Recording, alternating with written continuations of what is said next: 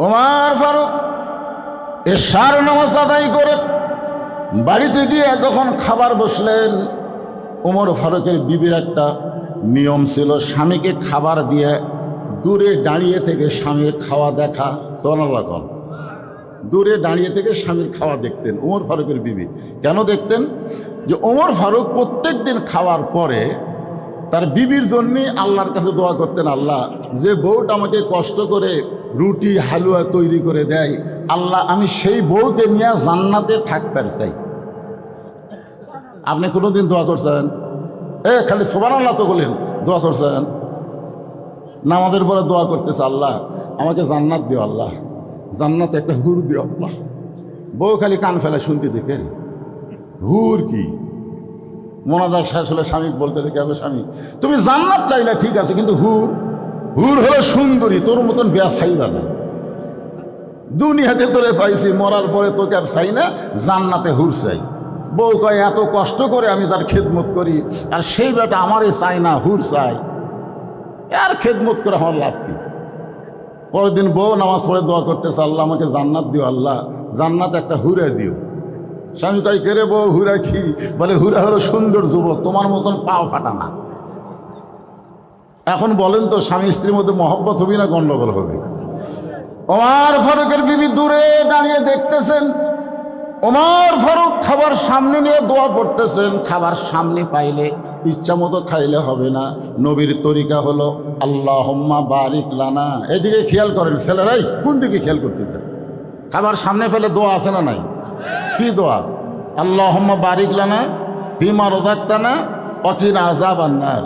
বিসমিল্লাহ বরকাতিল্লাহ বলে রুটি ছিঁড়ে যেই মাত্র হালুয়া নিয়ে মুখে দিবে, এমন সময় ইন্নাল্লাহা ইয়ামুরুকুম আন তুআদ্দুল আমানাতি ইলা আহলিহা ওয়া ইযা হাকামতুম বাইনান নাস আন তাহকুমু বিল আদল।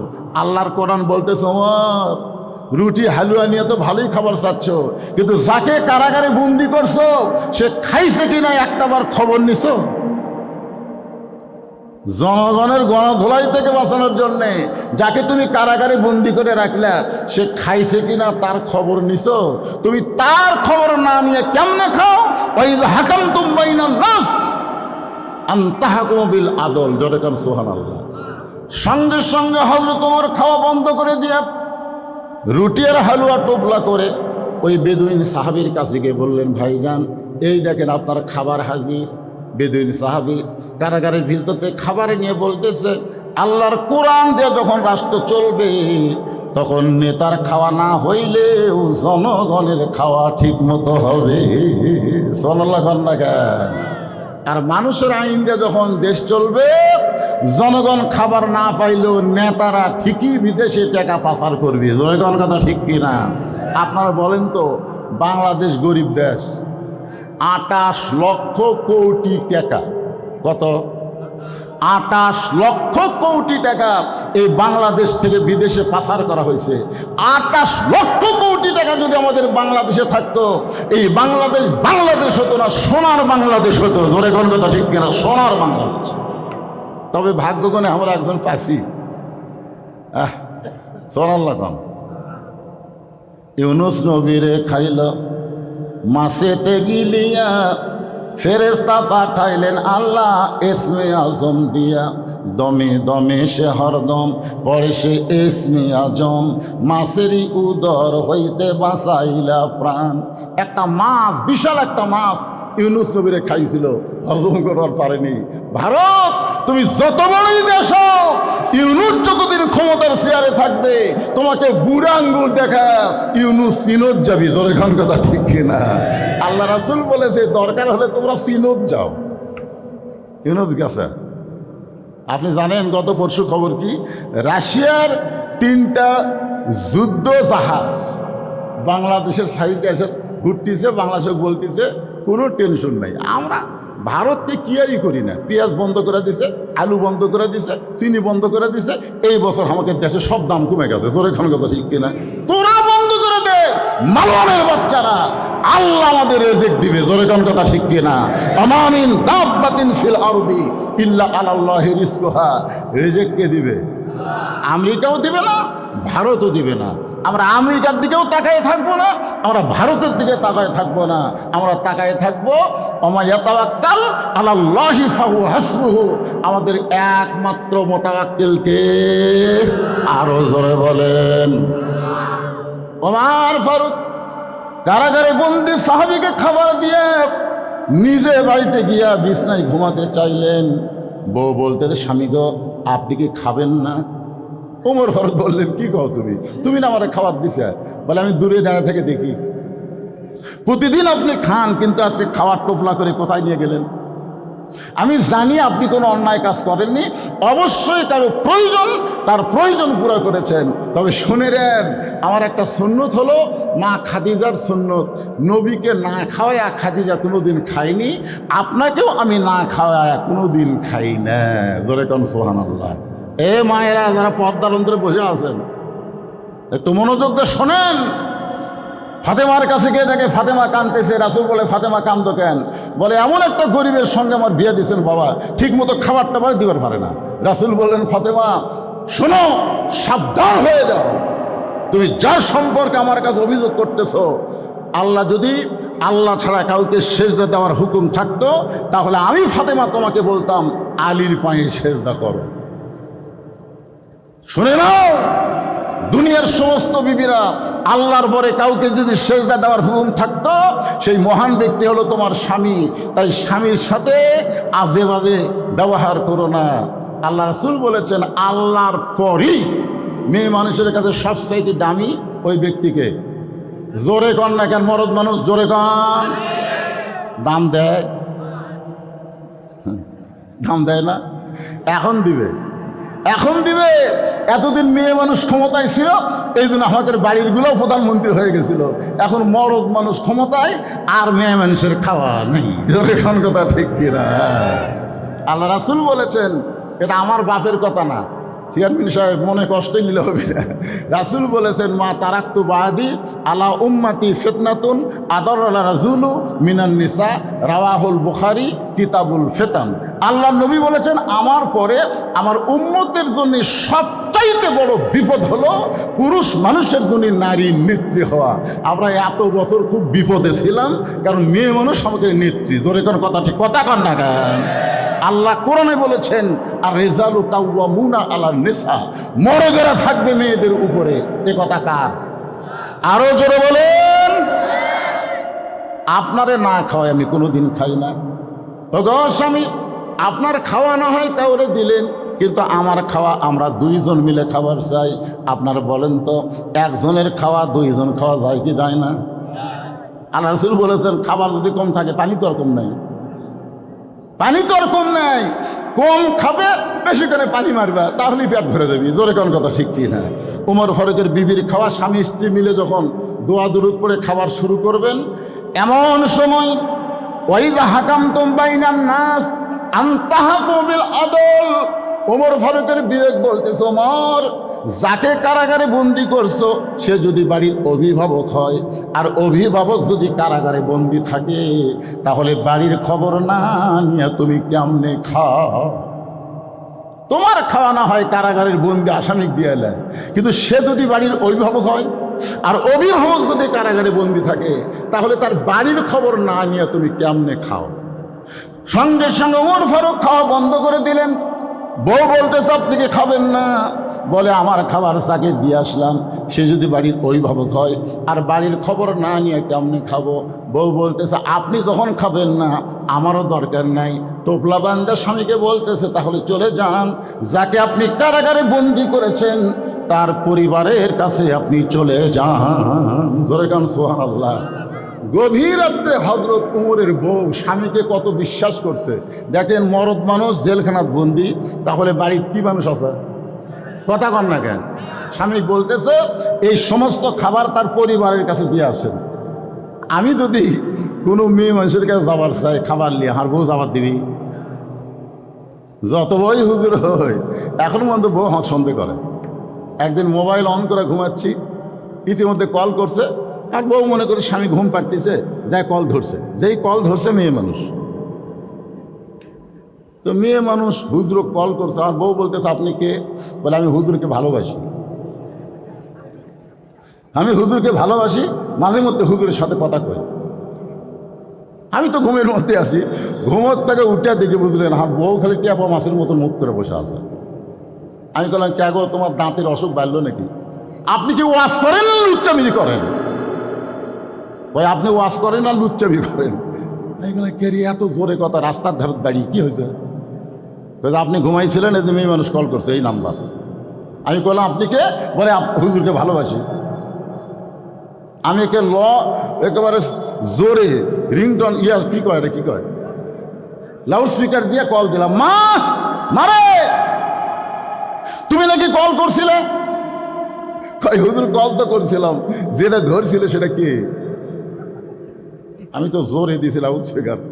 বলতেছে আমার বউ, কে এরকম খারাপ বউ হলে আপনি সংসার করেন কেমন? আর বউ বলতেছে, দেখছে কি কয়, আমার সংসার ভাঙবি। আমার বউকে তুমি খারাপ বলতে থাকেন? বলে হুজুর আমি কইছি আপনার ওয়াজ আমি ভালোবাসি, ওয়াজ শুনি, তা আপনার বউ আর না শুনাই বলতেছে কিসের ভালোবাসা? একটা মেয়ে মানুষকে বক্তার ওয়াজ ভালোবাসতে পারে না? আমার বউ মিজানুর রহমান আজহারের ওয়াজ শোনে। আমি গেলাম, কে গো আমার ওয়াজ শুনবো না? কয় না, মিজানুর আজহারের ওয়াজ ভালো। তাই আমি এখন কী করবো? কে রে, বুড়া দেখে এখন পছন্দ হচ্ছে না, এই কথা আমি বলবো? শুনতেই পারে, ওয়াজ ভালোবাসে, স্বামীর তো ভালোবাসে, কিন্তু স্বামীর ওয়াজ না ভালোবাসলেও মিজানুর রহমানকে ভালোবাসে না, তার ওয়াজ ভালোবাসে। জোরে কোন কথা ঠিক কি না?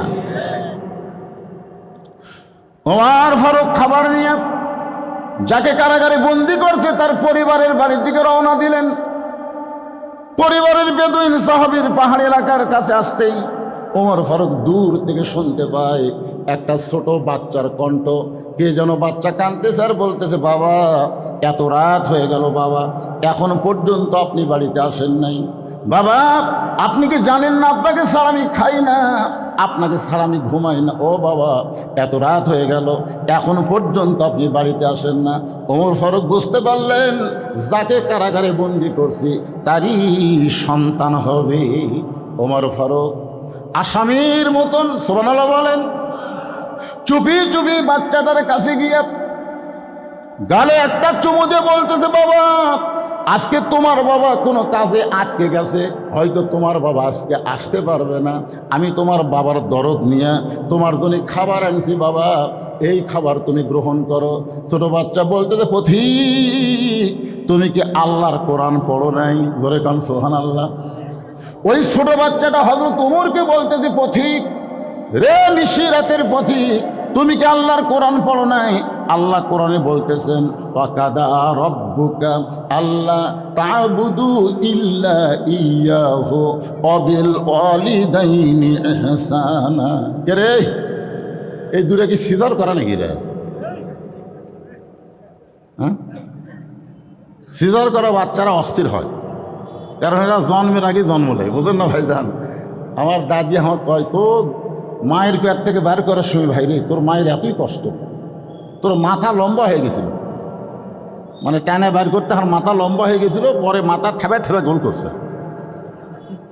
এই যে আমরা তিনজন বসে আছি, এর পিছনে যারা বসে আছে আমরা একটাও সিজার করাবো, সব আমরা মায়ের গর্ভ থেকে দুনিয়াতে বড় কষ্ট মা পাইছে, আমরা দুনিয়াতে আইছি। আর এই যে বসে আছে এনে পেটের ব্যথা, তখন স্বামী কয় সব ডাক্তারের কাছে নিয়ে যাবো। ডাক্তার চেক আপ করে কয় একটু ব্যাকা হয়ে আছে, কিছুই না, 2 দিন পরে নর্মাল ওর জন্ম হবে। অথচ টাকা কামাই করার জন্য বলতেছে পানি শুকে গেছে। তখন কি করবি, পেট কেটে দেখে আর ঘুমই ভাঙেনি। ডাক্তার কয়, কে রে 2 দিন পরে এমনি জন্ম হতে পারে, টাকার লোভে পেট কাটনো। তখন 3-4 ডাক্তার একত্রে বলে ঘুম ভাঙার লাগবে তো। তখন ঘুম কি করে ভাঙ্গায়, পেটের ভিতর থেকে বাইর করে পাওয়া ধরে এরকম একটা ঘুরান দেয়, মাথার উপর যেই ঘুরান দেয় এই ঘুরান করে কান্দা ওঠে।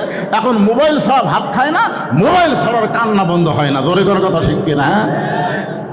এই সিজার করা বাচ্চারা খুবই অস্থির, এ কয়টা দিয়ে কি আল্লাহ ভালো পারে।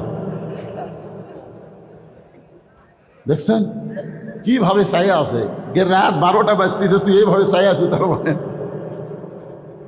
লিল্লাহে তাকবীর। একটা গান গাই, কি বলবো প্রসবের কথা, মা দিলে সেই ব্যথা, কেউ তো বুঝিবে না। মাজন ঠেকিয়া সন্তানের দায়, অকালে মা মারা যায়, কেন সে মায়ের ভক্তি করো না। এমন দরদি ভবে কেউ হবে না আমার মা গো।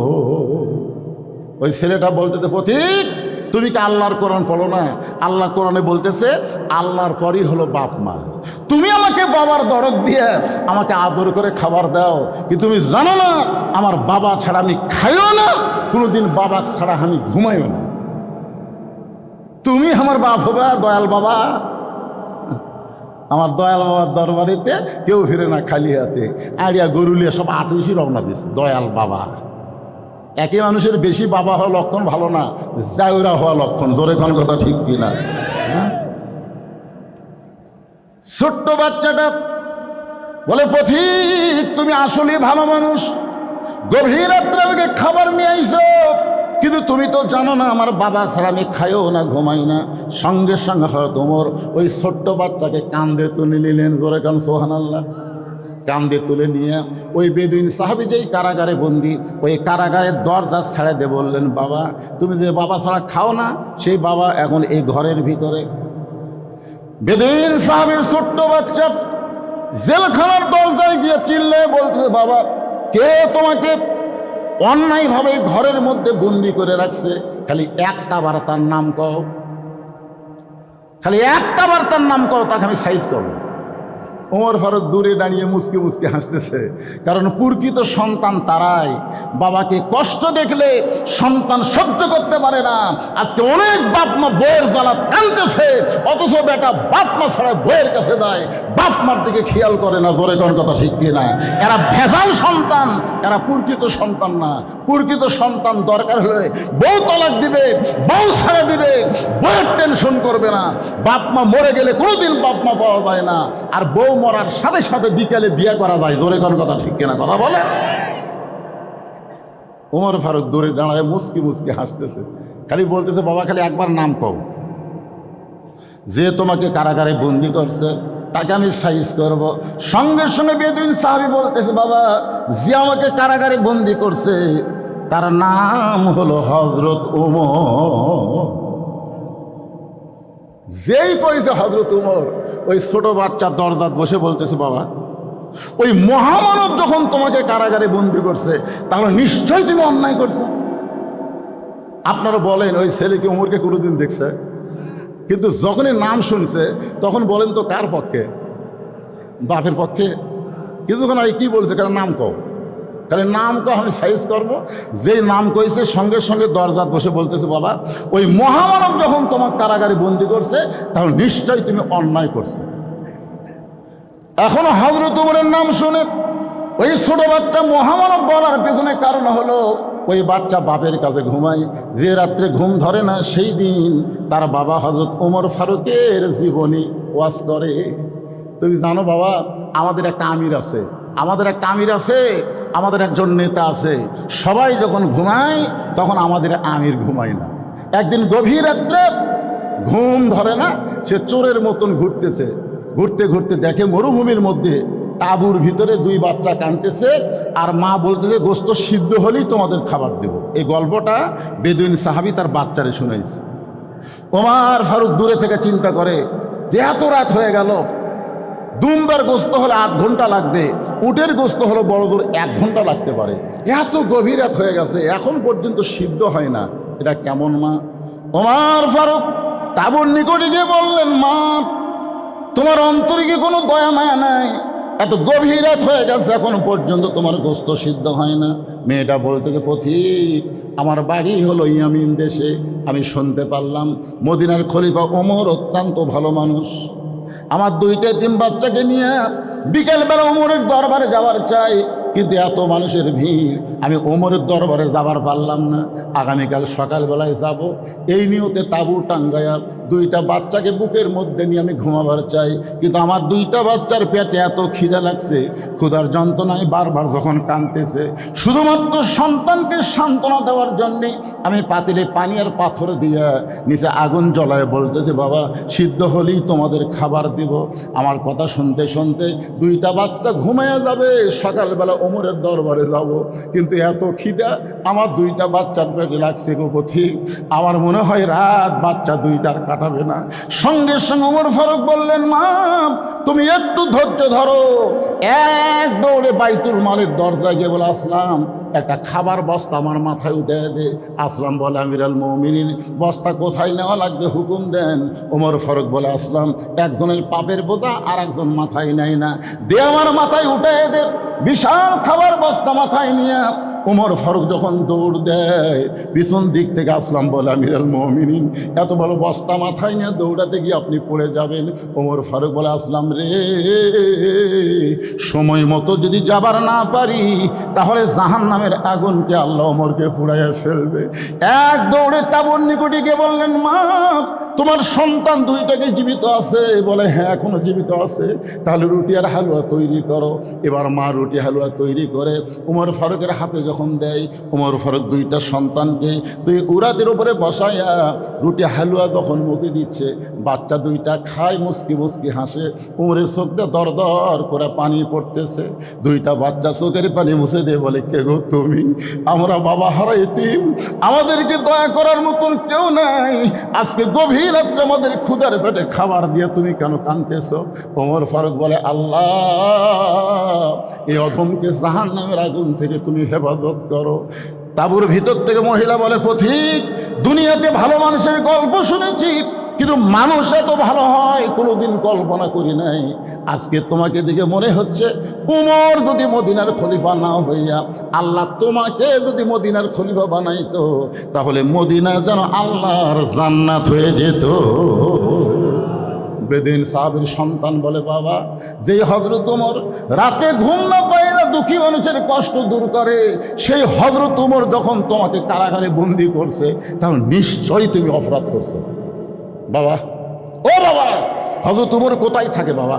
খালি আমাকে বলেন, খালি বলেন, আমি উমর ফারুকের কাছে যাইয়া তার পাও ধরা হলেও আপনাকে আমি কারাগার থেকে মুক্ত করবো ইনশাআল্লাহ। বেদিন সাহাবিকে ছেলে বলতেছে, বাবা হযরত উমর কোথায় থাকে? বেদিন সাহাবি মুসকি মুসকি হাসের বলে, পাগলা উমরের কাছে যাইয়া তোর বাপকে জেলখানা থেকে বের করে পারবি না। বলে, তাহলে কার কাছে যাওয়া লাগবে? বলে, শিক্ষামন্ত্রী হযরত আলীর কাছে যায়। উমর ফারুক যখন মদিনার খলিফা ছিলেন, ওই সময় শিক্ষামন্ত্রী ছিলেন হযরত আলী। ধরে কোন সুবহানাল্লাহ। আচ্ছা, একটা জিনিস আপনারা ধারাবাহিকতা শোনেন, আল্লাহ নবী যখন মদিনার রাষ্ট্রপতি ছিলেন, তখন শিক্ষামন্ত্রী হলেন হযরত আলী। আবু বকর রাদিয়াল্লাহু যখন মদিনার খলিফা ছিলেন, তখন শিক্ষামন্ত্রী হচ্ছেন হযরত আলী। উমর ফারুক যখন মদিনার খলিফা, শিক্ষামন্ত্রী হযরত আলী। ওসমান গনি যখন মদিনার খলিফা, তখনও শিক্ষামন্ত্রী হযরত আলী। ধরে খান সুবহানাল্লাহ। খলিফা পাল্টাচ্ছে, কিন্তু শিক্ষামন্ত্রী পাল্টায় না। আজকে কোরআনের শাসন যদি চালু থাকতো, এমন একজন মানুষকে শিক্ষামন্ত্রীর দায়িত্ব দেওয়া হতো, সে সমস্ত শিক্ষার আগে আল্লাহর কোরআন শিক্ষার গুরুত্ব দিত। খায়রুকুম মান তাআল্লামাল কোরআনা ওয়া আল্লামাহ। জোরে বলেন কথা ঠিক কিনা? শালা এমন নাস্তিক সব শিক্ষামন্ত্রী হয়, একদম বাগদম ঘরাডম সাথে ঢাক ঢোলক ঝাঁপর বাজে, এই মিথ্যা শিক্ষার জন্য হাজার হাজার কোটি টাকা বাজেট করে। আর জালিকাল কিতাবুল আরাইবে হুদাল লিল মুত্তাকিন ছায়া চিন্তা চলান লাগে। জোরে কথা কর না, শিক্ষামন্ত্রী বোঝা লাগবে না? তুমি যদি তোমার বাবাকে জেলখানা থেকে বাঁচাবার চাও, তাহলে শিক্ষামন্ত্রী হযরত আলীর কাছে যাও। তোমার বাবা এমন 3টা ওয়াজ করেছে, ওই জায়গায় যদি হযরত আলী থাকতো, তাহলে তোমার বাবাকে আজকে কারাগারে থাকা লাগতো না, তোমার বাবার মাথায় মুকুট পরাতো। জোরে গান সুবহানাল্লাহ। কিন্তু আমি যে 3টা ওয়াজ করছি, এই ওয়াজ করার সময় সবাই আছে, কিন্তু শিক্ষামন্ত্রী ছিল না, যার কারণে আজকে জেলখানা। ছেলে বলতেছে, বাবা কি ওয়াজ করছেন? ভাই তুই তো ওয়াজ বুঝবো না, উমর ফারুকে যখন বুঝবার পারিনি, তুই বুঝতে পারবি তো মুখস্থ কর। কারণ ছোট বাচ্চারা কোরআন শরীফ বোঝে না, খালি মুখস্থ করে। জোরে খান কথা ঠিক কিনা? দেখবেন সকালবেলা এসে দেখবেন খালি ঝুঁকতিসার পড়তেছে, ঝুঁকতিসার পড়তেছে। তবে একজন বললেন, কি পড়িস রে? ভাই পড়ি হুজুর, কিন্তু বুঝি না। কন বোঝা কথা কন না কেন? এরা যে কোরআন শরীফ মুখস্থ করছে, একটা হাফেজ সাহেব যদি বলেন যে বাকারা মানে কি, তাই হয়তো কথা। কিন্তু গোটা কোরআন সে আপনাকে শোনাবে, কিন্তু কোরআনের অর্থ বোঝে না। কারণ ছোট বাচ্চাদের জন্য আমরা যখন প্রাইমারিতে পড়তাম তখন আমাদেরকে নামতা মুখস্থ করাতো, 2 কে 2, 2 দোকানে 4, 3 দোকানে 6, বলতাম এটা মানে বোঝা লাগবে না, বড় হলে বুঝবি, এখন খালি মুখস্থ কর। আজকে ছোট বাচ্চারা কোরআন মুখস্থ করতেছে, কোরআন যখন হেফজ হয়ে যাবে, যখন কিতাবখানায় ভর্তি হবে, তখন আবার তাকে কোরআনের ব্যাখ্যা বিশ্লেষণ বোঝানো হবে। জোরে কোন কথা ঠিক কি না? তো ছোট বাচ্চার কি করা, বোঝার বয়স না মুখস্থ করার বয়স?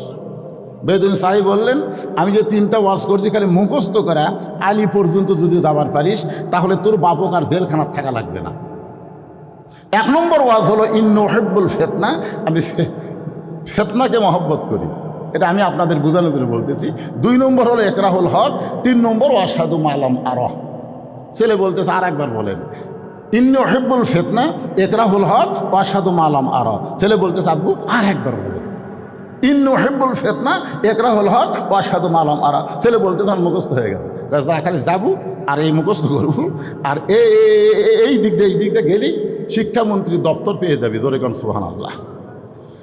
ছোট্ট বাচ্চা 3টা ওয়াজ মুখস্থ করে হযরত আলীর বাড়ির দরজায় তাকায় দেখে 2 জন যুবক দাঁড়িয়ে আছে, একটার নাম হলো হাসান আর একটার নাম হলো হোসাইন।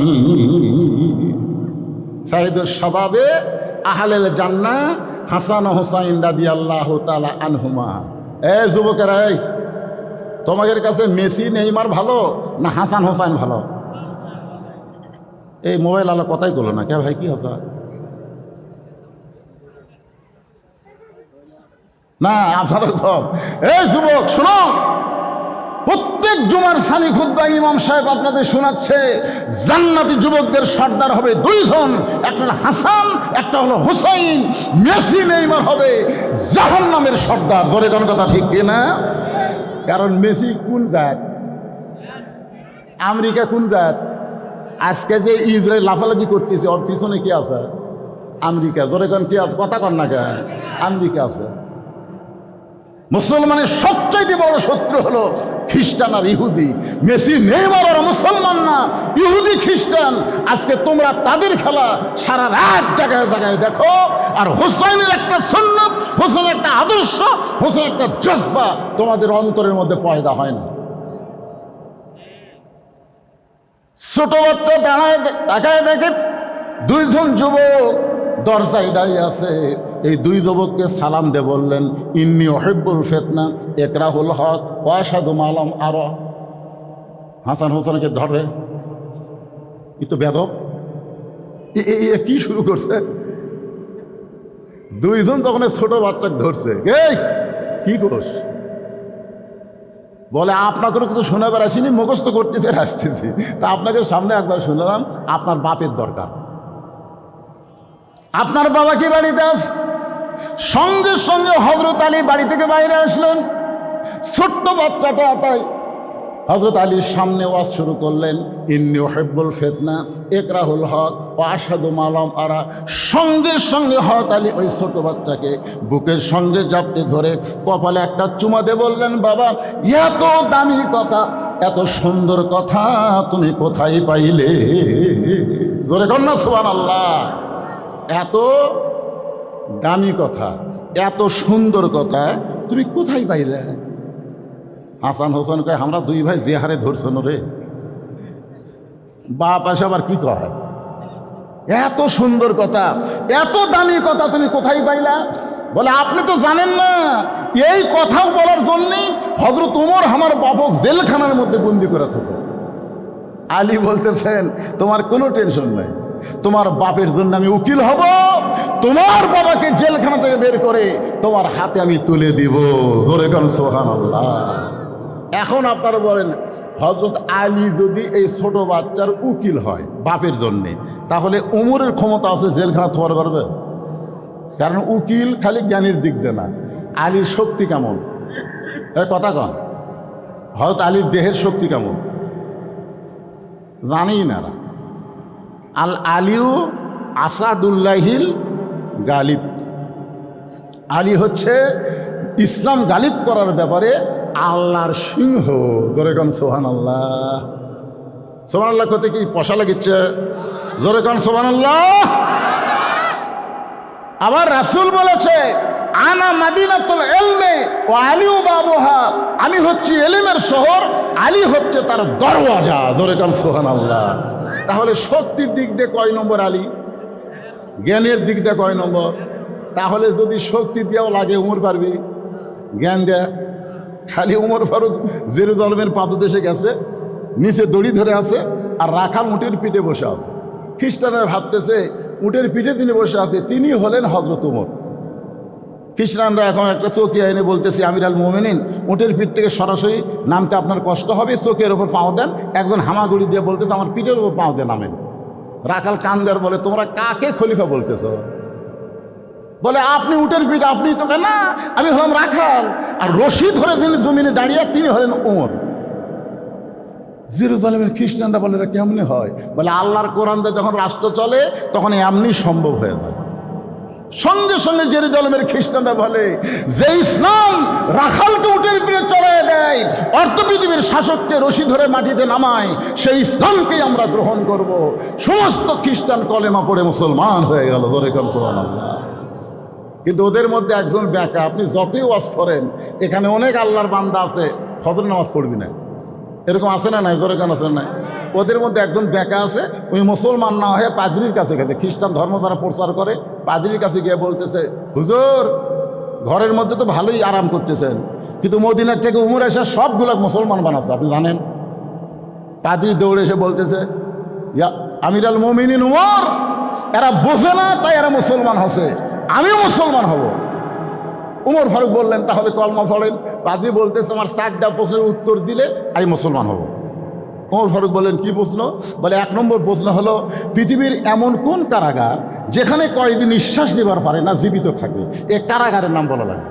2 নম্বর প্রশ্ন হলো পৃথিবীর এমন কোন জায়গা যেখানে সূর্যের আলো একবার পড়েছে কিয়ামত পর্যন্ত তার দ্বিতীয়বার পড়বে না।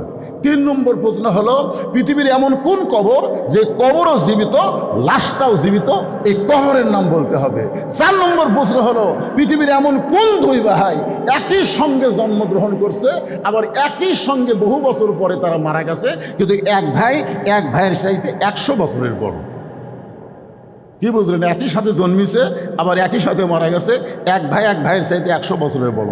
উমর ফারুক বলতেছে এমন প্রশ্ন আমি জীবনেও শুনিনি, উত্তর দেবো কোত্থেকে?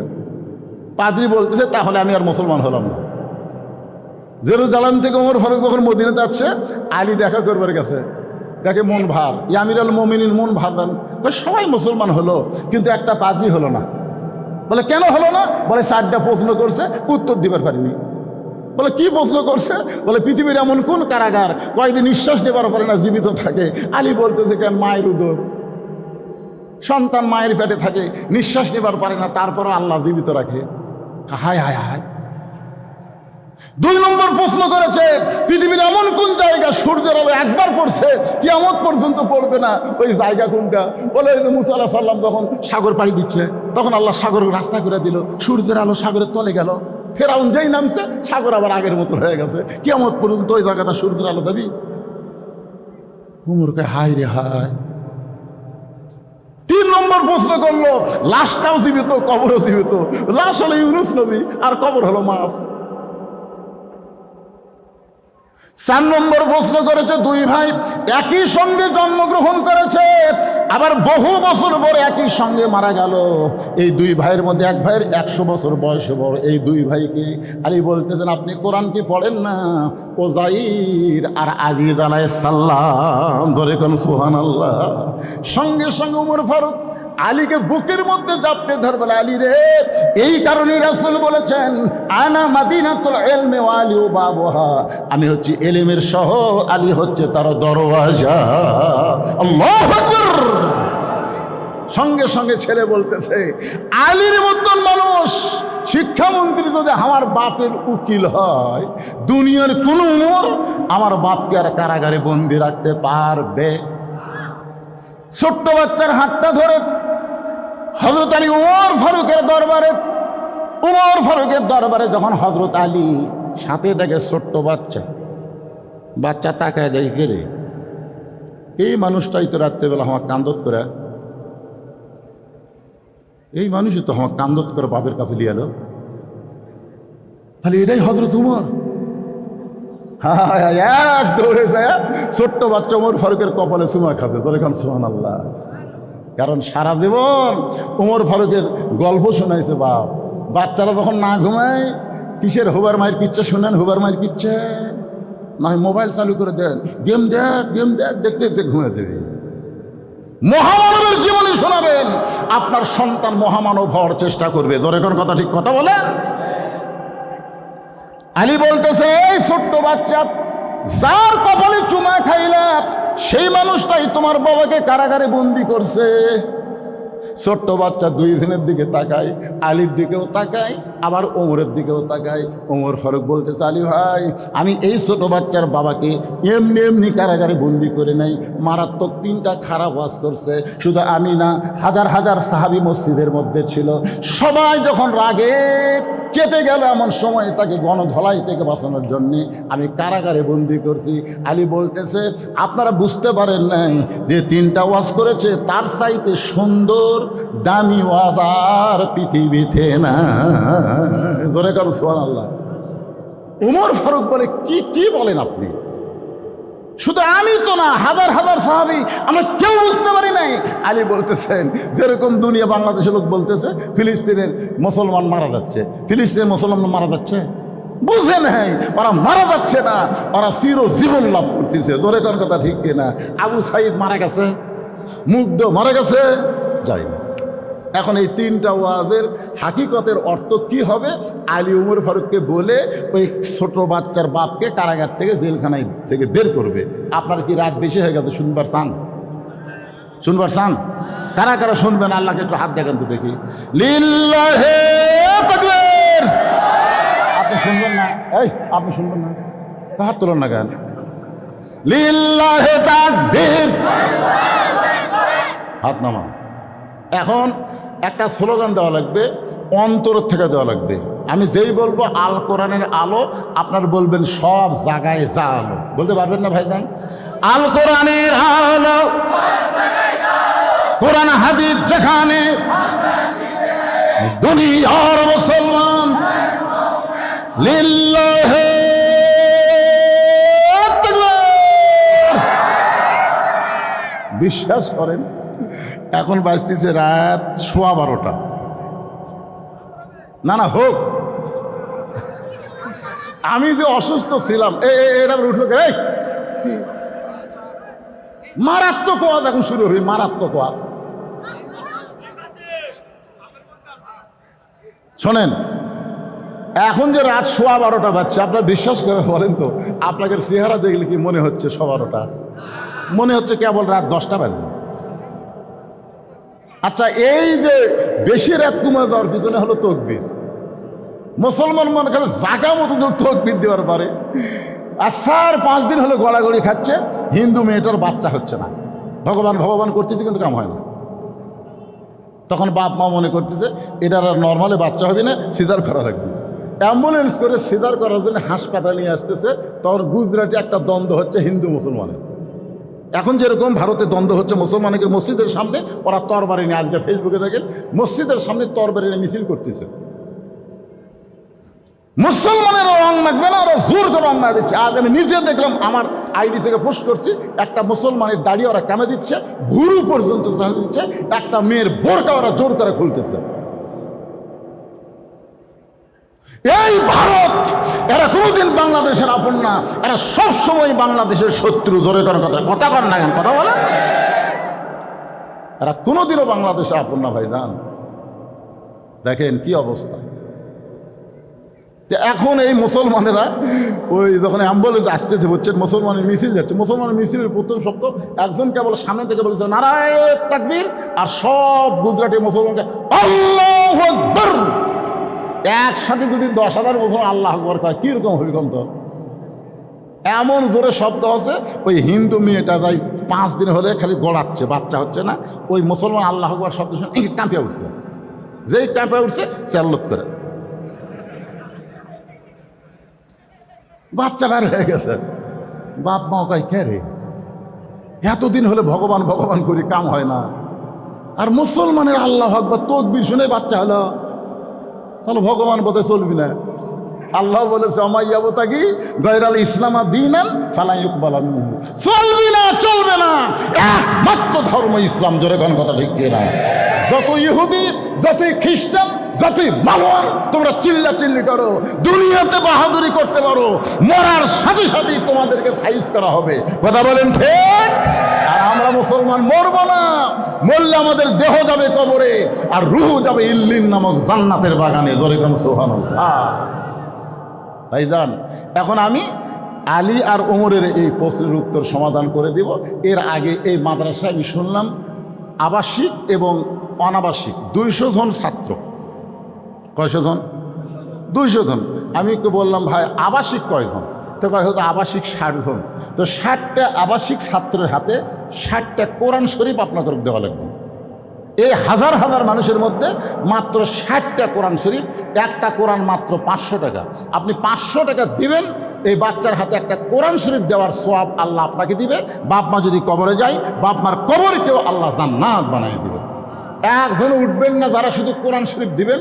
500 টাকা নিয়ে স্টেজের দিকে আসেন, নগদ ভাইজান, নগদ 60টা কোরআন শরীফ। দেখি কে পারে সর্বোত্তম। যে লোকটা সর্বোত্তম 500 টাকা দিবে, আর দেখা দেখি যত মানুষ দিবে, ওই যে দান করলো, পরে যারা দান করবে তারকে দানের একটা অংশ আল্লাহ তাকে দান করবে। মাশাআল্লাহ। সাথে সাথে আল্লাহর একজন বান্দা কি নাম, কোরআন শরীফ বাবদ 500 টাকা দান করেছে। আল্লাহ দানকে কবুল করেন। আপনি কিন্তু টাকা এই যে এটা থাকবে না, এটা হাত থাকবে 60টা নেমতে আপনি গুনবেন না। এই 2টা হলো হাতের তো, আপনি হাতের মধ্যে রাখেন। 60-এর মধ্যে 2টা হয়ে গেছে। তাড়াতাড়ি আসেন, টাকা 500 বড় কথা নয়, একটা কোরআন শরীফ পৃথিবীর শ্রেষ্ঠ দান। নবীর মাদ্রাসায় একটা কোরআন, মাশাআল্লাহ। আর একটা কোরআন পাওয়া গেল, 3টা হয়ে গেল, আরও 2টা আসলো, 5টা হয়ে গেল, 5টা হয়ে গেছে। 60টা হতে কিন্তু আপনি চান্স নেন, আপনি বিরত থাকেন না, মাহরুম হয় না। পকেটে 500 টাকা থাকলে নিয়ে আসেন ভাইজান। এই নবীর মাদ্রাসায় একটা কোরআন শরীফ দিবেন, এতিম বাচ্চাদের হাতে একটা কোরআন শরীফ দিবেন। আপনার বাপ মা কবরে গেছে, এই কোরআন দানের কারণে বাপ মার কবরকে আল্লাহ জান্নাতের টুকরা বানিয়ে দেবে। আর একটা কোরআন শরীফ বাবদ 500 টাকা পাওয়া গেল। আমার মায়েরা যারা পর্দার অন্তরে বসে শুনতেছেন, মা বাপ মা যদি কবরে যায়, 500 টাকা বাচ্চাদের হাতে পাঠিয়ে দেন। আরেকজন কোরআন বাবদ 500 টাকা, আরেকজন কোরআন শরীফ বাবদ 500 টাকা। আল্লাহ দানকে কবুল করেন। সাইড মারেন না, সাইড মারেন না ভাইজান। ওয়াজটা শোনা যান, আমি ওয়াজ করব। আপনারা যদি সবও চলে যান, 10টা লোক থাকলেও এই 3টা ওয়াজ ভাঙ্গা দেওয়া লাগবে। আল্লাহ আরেকজন আল্লাহর বান্দা কোরআন বাবদ 500 টাকা দান করলো। কয়টা হলো হাজি সাহেব? গোনা লাগবে। আসেন, আপনাদের মধ্যে বাচ্চারা 10 টাকা 20 টাকা অনেকে দেননি, তারা যদি দিবার চান বাচ্চারা ব্যাগলে যাবে, আপনারা দেবেন ইনশাল্লাহ। আসেন আসেন, কোরআন শরীফ দেন। 60টা কোরআন শরীফ, এতগুলো মানুষ চেয়ারম্যান সাহেব না একটা দেন, নাই পকেটে টাকা নাই, মাশাআল্লাহ। আর একজন কোরআন শরীফ বাবদ 500 টাকা দান করলো। আল্লাহ দানকে কবুল করেন। এই সেটাই সাহেব কি হলো? দেন, এই ট্রেনের উপর যারা আছে দেন। পৃথিবীর শ্রেষ্ঠ দান নবীর মাদ্রাসা একটা কোরআন। আমি কারো কাছে 10,000 20,000 চাচ্ছি না তো, একটা কোরআন শরীফ বাবদ মাশাআল্লাহ। আল্লাহ আজকের মাহফিলের প্রধান অতিথি কোরআন শরীফ বাবদ 500 টাকা, সেটাই সাহেব কোরআন শরীফ বাবদ 500 টাকা। আল্লাহ যারাই দান করতেছে 500 টাকা তাদের আমল নামায় একটা কোরআন দানের সওয়াব আল্লাহ দিয়া দিও। দানকারীকেও পিতা মাতা চোখের আইগো কবরে নূরের টুপি পরাইয়া উঠাবেন রোজ হাসরে। আরেকজন কোরআন শরীফ বাবদ 500 টাকা দান করছে। আল্লাহ দানকে কবুল করেন। আল্লাহ নেক নিয়ত নেক আশা পড়াক, আল্লাহুম্মা আমিন। পৃথিবীর শ্রেষ্ঠ দান। টাকা পকেটে থাকলে কত বিপদ আপদ, ডাক্তারি যাওয়া লাগে, চোরে খায়, টাকা দেখায়। আর সাদকাতু তারুদ্দুল বালা, দান সদকা করলে আল্লাহ তাআলা সমস্ত বালা মুসিবতের হাত থেকে হেফাজত করে। আপনারা সবাই তো মাদ্রাসায় ধান দিছেন, আপনারা অনেক সেলিব্রিটি জড়ো হয়ে গেছে। আপনারা মাদ্রাসার সদস্য আছেন, সবাই দিবেন। মাত্র 60টা কোরআন শরীফ দিবেন না, আপনারা উঠে চলে যাচ্ছেন। দেন দেন বাবা দেন, এদের নিয়ে আসতেছে, দেন দেন, যাই পারেন 1 টাকার কোরআন শরীফ বাবা। স্লিপ দিয়ে দাও, স্লিপ পড়া লাগবে না, লেখা মাত্রই আল্লাহ তাআলা কবুল করছে। মাশাআল্লাহ। আল্লাহ তোমার আরেকজন বান্দা কোরআন শরীফ বাবদ 500 টাকা নগদে দান করেছে। আল্লাহ দানকে কবুল করেন, আল্লাহুম্মা আমিন। এগুলো কিসের টাকা? কোরআন শরীফ বাবদ 500 টাকা দান করেছে। আল্লাহ দানকে কবুল করেন। আল্লাহ নেক নিয়ত নেক আশা পুরা আল্লাহুম্মা আমিন। এ দুনিয়া রবে না কো চিরকাল, একদিন ভাঙবে রে বাজার। এ বাজার ভাঙিয়া গেলে সওদা না মিলিবে, কি হবে উপায় তোমার? এ যে যাদের পায়ের তলে ফেরেশতারা পাখা বিছায় দেয়, বাচ্চারা দেখে রুমাল নিয়ে। আল্লাহ তোমরা আরেকজন বান্দা কোরআন শরীফ বাবদ 500 টাকা দান করলো, আল্লাহ দানকে কবুল করেন। আল্লাহ নেক নিয়ত নেক আশা পুরা করেন। বাবা কান্দে, মা কান্দে, কবরে শুয়ে আসে, বাপ মায়ের জন্য একটা কোরআন শরীফ দেওয়া যাচ্ছে না?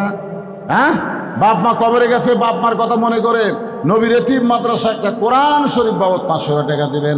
দেন, এগুলো দেন, সব কোরআনের মধ্যে ফেলে দিই, দিয়ে দেন। এটি তাড়াতাড়ি হয়ে যাক। কয়টা, কত আছে? লিল্লাহি তাকবীর। একবারে 8টা কোরআন শরীফ বাবদ 4000 টাকা। আল্লাহ দানকে কবুল করেন। যে নিয়তে দান করলো আল্লাহ তাদের নেক নিয়ত নেক আশাকে আল্লাহ আপনি কবুল করেন। সবাই একটু জিকির করেন, লা ইলাহা ইল্লাল্লাহ, লা ইলাহা ইল্লাল্লাহ, লা ইলাহা, লা ইলাহা ইল্লাল্লাহ মুহাম্মাদুর রাসূলুল্লাহ। সকলে বলি সাল্লাল্লাহু আলাইহি সাল্লাম। এবার হযরত ওমর বলতেছেন, আলী এত 3টা খারাপ ওয়াজ করছে। আলী বলতেছে, তাহলে আপনার মুখ দিয়ে শুনতে চাই, আপনি বলেন। এবার ছোট বাচ্চা বলতেছে, আপনার যদি মুখস্থ না থাকে, আমার বাবার কাছে 3বার শুনে আমার মুখস্থ হয়ে গেছে। জোরে খান সুবহানাল্লাহ। ওর পরে ছোট বাচ্চাকে বললেন, কারণ ছোট বাচ্চার স্মরণ শক্তি বেশি না কম? এ কথা কন না কেন, বেশি না কম? এই ছোট বাচ্চা কি শিখাচ্ছেন? যাদের স্মরণ শক্তি এত বেশি তাদেরকে আগডুম বাগডুম বাদ দিয়ে আলিফ লাম মিম এর শিক্ষা দেওয়ার চেষ্টা করেন। বাজান, ছোট্টবেলায় আপনার বাচ্চা পবিত্র হওয়ার শিক্ষা পাবে। কোরআন শরীফ ধরবার গেলে অপবিত্র অবস্থায় ধরা যাবে না। এই মাদ্রাসায় দিবেন, সর্বোত্তম তাকে পবিত্র হওয়ার শিক্ষা দিবে। জোরে কোন কথা, ঠিক কিনা কথা বলেন? হ্যাঁ। 1 নম্বর ওয়াজ, ইন্নী উহিব্বুল ফিতনা, আমি ফিতনাকে পছন্দ করি। হযরত আলী বলতেছেন, লোকটা তো ঠিকই বলেছে, কিন্তু আপনারা বুঝতে পারেন নাই। আল্লাহ কোরআনে বলেছেন, ইন্নামা আমওয়ালুকুম ওয়া আওলাদুকুম ফিতনা। কার কথা? আল্লাহর কথা। আল্লাহ কোরআনে বলেছেন, নিশ্চয় সম্পদ আর সন্তান ফিতনা হওয়ার পরেও দুনিয়ার মানুষ এই দুইটাকে বেশি ভালোবাসে। আপনার বলেন তো, আপনারা সন্তানকে ভালোবাসেন কম না বেশি? সম্পদকে? দেখবেন একটা মানুষের কিন্তু বাপ মলে খুব একটা কান্দে না, কিন্তু আড়িয়া গরু মলে ও কান্দে বাবা। এই জন্য আল্লাহ বলেছেন, ইন্নাম আমওয়ালুকুম ওয়া আওলাদুকুম ফিতনা, নিশ্চয় সম্পদ আর সন্তান ফিতনা হওয়ার পরেও দুনিয়ার মানুষ পছন্দ করে। আলী বলতেছেন, লোকটা তার ছেলেটাকে পছন্দ করে, মহব্বত করে, এই কারণেই বলছে ইন্নী উহিব্বুল ফিতনা, আমি ফিতনাকে মহব্বত করি। ওমর ফারুক বলতেছে, ভাই আমরা খালি শাব্দিক অর্থ বুঝেছি রে, কিন্তু ভিতরে তো ঢুকি নাই। কিন্তু লোকটাকে বললো, ইকরাহুল হক, আমি হককে পছন্দ করি না। আল্লাহ কোরআনে বলেছেন, কুল জাল হক ওয়া যাহাকাল বাতিল ইন্নাল বাতিলা কানা যাহুকা। হককে পছন্দ করে না, এইটা কেমন কথা? আলী বলতেছেন, শুধু এই বেদুইন সাহাবী কেন, আমিও করি না, আপনিও করেন না। ওমর ফারুক বলে, আমি হককে পছন্দ করি না।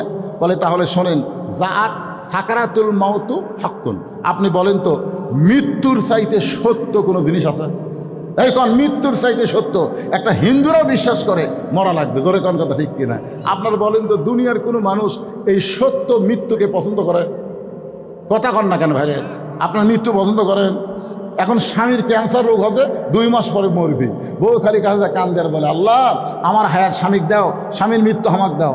আল্লাহ আমার হায়াত স্বামীক দাও, স্বামীর মৃত্যু আমাক দাও। স্বামী কয়, কেরে পাগলি, আমি মরেই যাবো রে পাগলি, ক্যান্সার হয়ে গেছে, 2 মাস আর বাঁচতে লাগে। না না না, আপনি মরবেন কেন? আল্লাহ আপনার মৃত্যু আমাক দেখ, আমার হায়াত আল্লাহ আপনাকে দেখ। স্বামী বলতেছে, আল্লাহ ভাগ্যগুণ একটা বউ আছে, কিন্তু আমার হায়াত নেই। স্বামী স্ত্রী রাত্রেবেলা শুইছে, ওই বাড়িতে একটা আইডিয়া গরু আসছিল। জোরে কন, কি গরু? আইডিয়া গরু।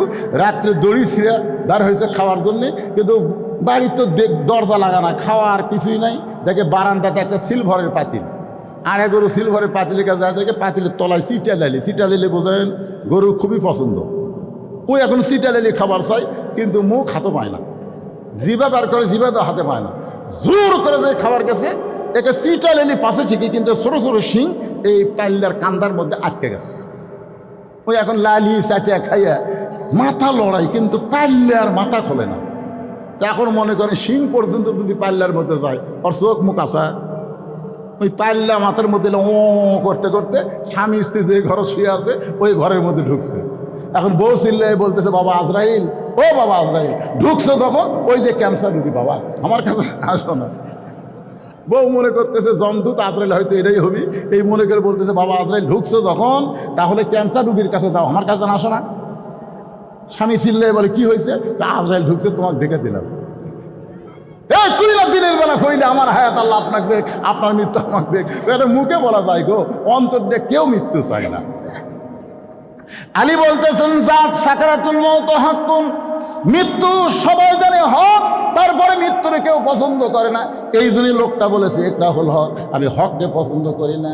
ওমর বলতেছে, আলী ভাই, আমি খালি শাব্দিকত্ব শুনেছি, কিন্তু আমরা তো ভিতরে ঢুকে দেখি নাই। কিন্তু লোকটা যে বলল, ও আশহাদু মা লাম আরা, আমি না দেখা জিনিসের সাক্ষী মারি। আলী বলতেছে, আপনিও মারেন, আমিও মারি। ওমর বলে, না দেখে কেমনে সাক্ষী দিব? আলী বলতেছেন, তাহলে আপনি কি পড়েন না, আশহাদু আল্লা ইলাহা ইল্লাল্লাহু ওয়াহদাহু লা শারীকা লাহ, আমরা সে আল্লাহর সাক্ষ্য দেই যে আল্লাহর কোনো শরীক নাই। বলেন তো আপনি কোনোদিন কি আল্লাহ দেখছেন? ওমর ফারুক বলে, না ভাই দেখি নাই। আলী বলতেছে, আমিও দেখি নাই। এই কারণেই লোকটা বলেছে, আমি না দেখা জিনিসের সাক্ষী দেই। আল্লাযীনা ইউমিনুনা বিল গায়ব, অদৃশ্যের প্রতি বিশ্বাস স্থাপন করা হলো মুমিনদের বৈশিষ্ট্য। হযরত ওমর এক দৌড়ে গিয়ে বেদুইন সাহাবীর দরজা খুলে দিয়ে বলতেছে, আলী যদি না থাকতো তাহলে আমরা সবাই ধ্বংস হয়ে যেতাম। এখন আল্লাহর বান্দারা বলেন, এ কোরআনের খালি শাব্দিক অর্থ বুঝলে হবে না, এ কোরআনের ভিতরে ঢোকা লাগবে। এই কোরআন হলো অনুনাজ্জিলু মিনাল কোরআনি মা হুয়া শিফাউ ওয়া রাহমাতুল লিল মুমিনিন। এখন সবাই বলতেছে কোরআন হলো রোগ মুক্তি, কোরআন সুমা খাও, কোরআন তেলাওয়াত করো, কোরআন বুকের মধ্যে লাগাও। কিন্তু আল্লাহ বলতেছেন, কোরআন শুধু পড়লে হবে না, কোরআন শুধু সুমা খেলে হবে না, কোরআন বুকের মধ্যে লাগালে হবে না। এই কোরআন দিয়ে তোমাদেরকে সমাজ, রাষ্ট্র, সব কিছু তোমাদের পরিচালনা করা লাগবে। জোরে কোন ঠিক কি না? আমি অসুস্থ শরীর নিয়ে যতটুকু বললাম, আল্লাহ বক্তা এবং শ্রোতা সবাইকে আমল করার তৌফিক দান করুক। সকলে বলি আল্লাহুম্মা আমিন। আর একজন 500 টাকা দান করছে, আল্লাহ কবুল করেন। অনেকে দোয়া চাইছে, সবার জন্য আমি দোয়া করব ইনশাল্লাহ, সবার জন্যে। অত লোকের নাম ধরে দোয়া করা যাবে না। সবাই ইস্তেগফার করে, আস্তাগফিরুল্লাহ রাব্বি মিন কুল্লি জামবি ওয়া তুবু ইলাই, লা হাওলা ওয়ালা কুওয়াতা ইল্লা বিল্লাহিল আলিয়্যিল আযীম। এইদিকে হলমল করতেছে, দেখছেন আকাশ যে হলমল করতেছে কোন কাল থেকে। এরা যে বসে আছে কষ্ট করে। এই শোনেন, প্রশ্ন শোনেন, হিন্দু ছেলের সাথে কি বন্ধুত্ব করা যাবে? আপনি তাকে ধর্মের আকর্ষণ, নিজের ধর্মের আকর্ষণ যদি তার মধ্যে তৈরি করতে পারেন তাহলে বন্ধুত্ব করবেন। এটা হেকমতের মার দেওয়া। ধরে কোন কী দেওয়া? এ কথা কন না কেন, কী দেওয়া? কিন্তু দুনিয়ার চাহিদা পূরণের জন্যে হিন্দুদের সাথে কোনো বিধর্মীর সাথে বন্ধুত্ব করা যাবে না। কিন্তু আপনার ইসলামের দিকে যদি তাকে টানতে পারেন, এই নিয়তে বন্ধুত্ব করা যাবে, কোনো সমস্যা নেই। বিশাল প্রশ্ন বারে, আপনার নিকট একটা প্রশ্ন, দয়া করে বিষয়টি পড়বেন, একটা সংজ্ঞা দিবেন। প্রশ্ন হচ্ছে, যুবক বয়সে বিয়ে করা কি ভুল? তো যুবক বয়সে বিয়ে করবি নাকি বুড়া হলে করবি? একটু পাগলা।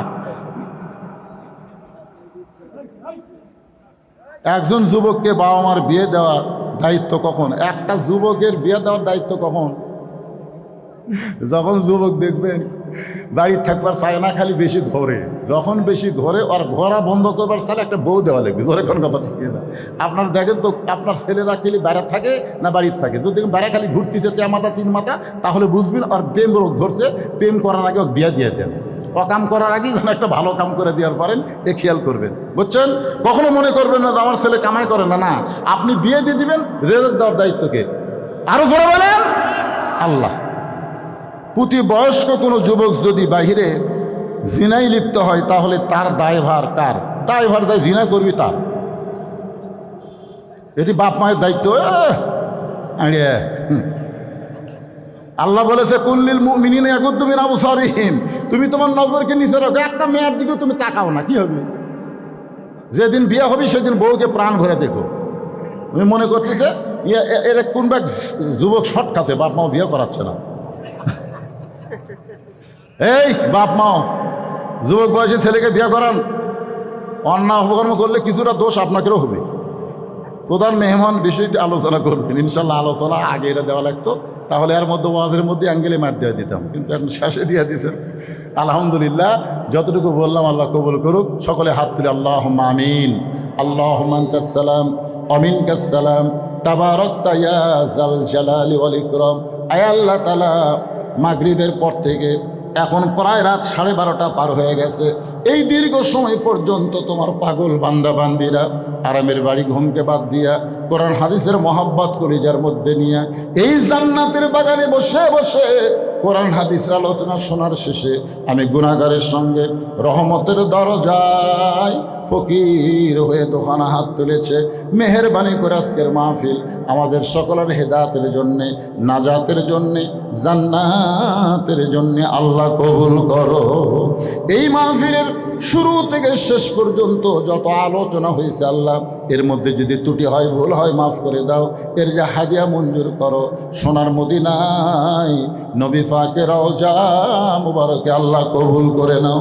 তামাম আম্বিয়ায়ে কেরাম, আসহাবে কেরাম, তামাম পৃথিবীতে মুমিন মুমিনাত যারা কবরে আছে আল্লাহ, সকলের কবরকে জান্নাতের টুকরা বানিয়ে দাও। আমরা যারা হাত তুলেছি, আমাদের জনম দুঃখনী বাবা মা যাদের কবরে চলে গেছে আল্লাহ, মেহেরবানি করে বাপ মার কবরকে জান্নাতের টুকরা বানিয়ে দাও। আল্লাহ, আজকে মাদ্রাসায় নগদে বাকিতে যারা দান করেছে, এ মাদ্রাসার যারা দাতা সদস্য আল্লাহ, সকলকেই জান্নাতি কবুল করে নাও। এই মাদ্রাসা বহু পুরাতন মাদ্রাসা, এই মাদ্রাসার জায়গা দিয়ে মাদ্রাসা নির্মাণ করে আজকে যারা কবরবাসী হয়ে গেল আল্লাহ, মাদ্রাসাকে ওসিলা করে তাদের সকলের কবরকে জান্নাতের টুকরা বানিয়ে দাও। এই মাদ্রাসার ম্যানেজিং কমিটির সভাপতি, মাদ্রাসার কমিটির সহসভাপতি, মাদ্রাসার সেক্রেটারি, মাদ্রাসার সদস্য আল্লাহ, সকলকেই কবুল করো। আজকের মাহফিলের সম্মানিত সভাপতিকে আল্লাহ তুমি কবুল করো, প্রধান অতিথিকে কবুল করো, আজকের মাহফিলের সহসভাপতিদের আল্লাহ তুমি কবুল করো। আজকের এই মাহফিলে কে কোন নিয়ত করে হাত তুলেছে আল্লাহ, সকলের নেক নিয়ত নিকাশাকে তুমি কবুল করো। আল্লাহ, ফিলিস্তিনের মুসলমানকে তুমি হেফাজত করো। আল্লাহ, তোমার কাবা ঘর ধ্বংস করতে আসছিল আব্রাহা, তুমি আবাবিল পাখি দিয়ে আব্রাহা বাহিনীকে ধ্বংস করেছো। তুমি আল্লাহ সেই শক্তি নিয়েই তো আসমানে আসো। আল্লাহ, জমির দিকে একটাবার তাকাও, এরা যে হারে শিশু বাচ্চাদেরকে হত্যা করতেছে আল্লাহ, তুমি পাঠাও আবাবিল, তুমি আবার ফিলিস্তিনকে বিজয় দিয়ে তোমার বাইতুল মাকদাসকে মুসলমানকে ফিরিয়ে দাও। আল্লাহ, আল্লাহ, ভারতের মুসলমানদেরকে বড় নির্যাতন করতেছে আল্লাহ, পৃথিবীর যেখানেই মুসলমানকে নির্যাতন করতেছে আল্লাহ, মুসলমানের আল্লাহ তুমি শক্তি দাও, ইমানি শক্তি বাড়ায় দাও। গোটা পৃথিবীর মুসলমানকে একত্র হয়ে সমস্ত বেঈমানদের বিরুদ্ধে জেহাদের মতন মন মানসিকতা দান করো। আমার বাংলাদেশকে সোনার বাংলাদেশ কবুল করো। এটা বিল এলাকা, এই বিল এলাকায় ধান লাগাইছে, একটা মাত্র আবাদ ছাড়া তো আর কোনো আবাদ হয় না। আল্লাহ, আল্লাহ, বৈশাখ মাসের কোনো কাল বৈশাখী, কোনো আসমানি গজব, কোনো জমিনে গজব থেকে আবাদগুলোকে আল্লাহ তুমি হেফাজত করো। আল্লাহ, পত্র এলাকার উপরে রহমত বরকতের দরজা খুলে দাও। আমি গুনাহগার বলে দোয়া ফিরিয়ে দিও না।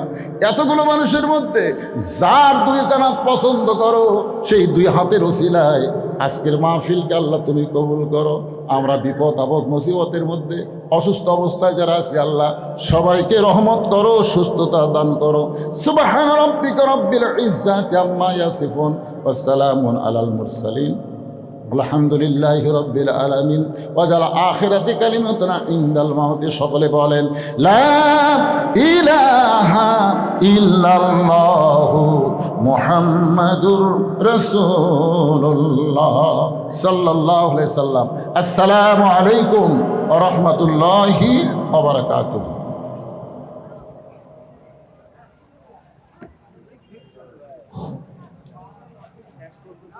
আসসালামু আলাইকুম ওয়া রাহমাতুল্লাহ।